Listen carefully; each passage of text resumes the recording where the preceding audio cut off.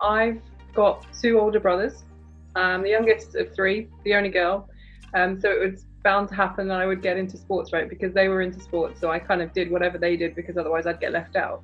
So I played football, cricket in the back garden, trying to do googlies and all that business that we did as young Asians growing up.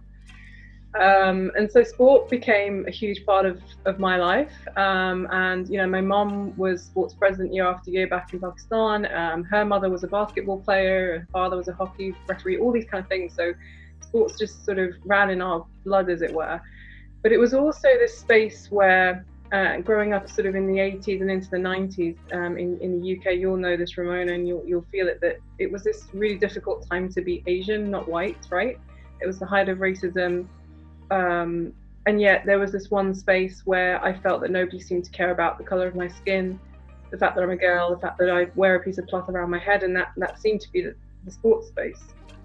And so I guess I held on to it tightly as this space where I was accepted and included. And I happened to be decent at a lot of the sports that I tried out. So it was really, the journey began from there, but I never considered it to be something that I could make into a career. It was always a hobby. It was always something that I did on the side. And that's why, I went to PwC. I went through that sort of process that you go through in life, from studying to work.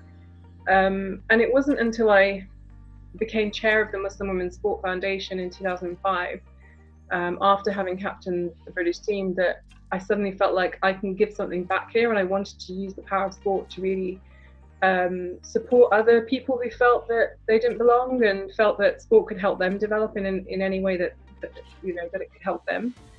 And that's where the journey really began. And I never imagined I'd be where I am now, doing what I'm doing now, having quit the city life and really doing a job that I absolutely love. And I feel really blessed for that.